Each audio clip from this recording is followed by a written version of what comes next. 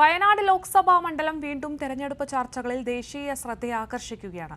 രാഹുൽ ഗാന്ധിയുടെ വരവോടെ 2019 രാജ്യത്തെ പ്രധാന മണ്ഡലങ്ങളിൽ ഒന്നായി മാറിയ വയനാട്ടിലെത്താൻ സാഹചര്യങ്ങൾ പഴയതുപോലെയല്ല.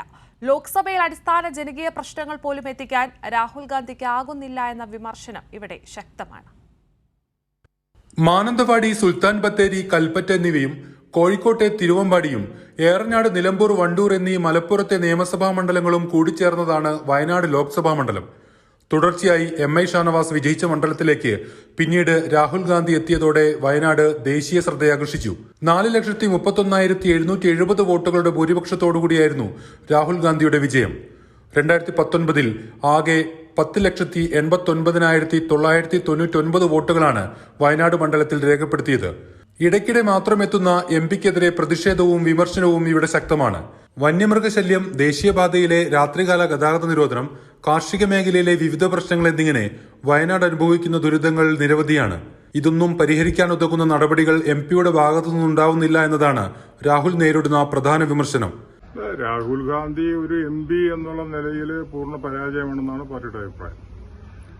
കാരണം വയനാട്ടിലുണ്ടാകുന്ന വിഷയങ്ങൾ ഇടപെടാനോ അത് കേന്ദ്രത്തിൽ ഫലപ്രദമായി അവതരിപ്പിക്കാനോ അദ്ദേഹത്തിന് ഇതുവരെ കഴിഞ്ഞിട്ടില്ല.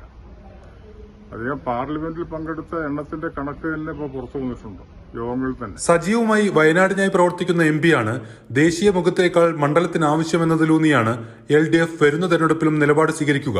CPI ആണ് മണ്ഡലത്തിൽ LDFൽ നിന്ന് മത്സരിക്കാറ്.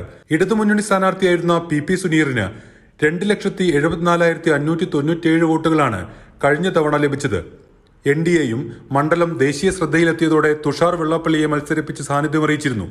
എന്നാൽ ഒതുങ്ങിയത് 78,816 വോട്ടുകളിൽ. ഇത്തവണ മറ്റൊരു പ്രമുഖൻ മണ്ഡലത്തിലെത്തിയേക്കാം.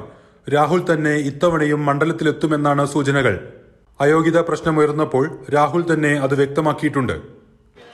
No, if you disqualify Rahul Gandhi, his relationship with Wayanad will become even stronger. His love for the people of Wayanad will become even stronger, and the love that the people of Wayanad have for him will become stronger. Rahul മത്സരിച്ചാൽ പ്രതിപക്ഷ ഐക്യ സമവാക്യങ്ങളിൽ നിന്ന് രാഷ്ട്രീയ വിമർശനങ്ങളെ കൂടി എന്നാൽ അതിനായി മറികടക്കേണ്ടി വരും. കർഷകരും കർഷക തൊഴിലാളികളും ഗോത്രവിഭാഗങ്ങളും ഒക്കെ ഉൾപ്പെടുന്ന അടിസ്ഥാന ജനതയാണ് വയനാട്ടിലേത്. അഭിമുഖീകരിക്കുന്ന പ്രശ്നങ്ങളും നിരവധി.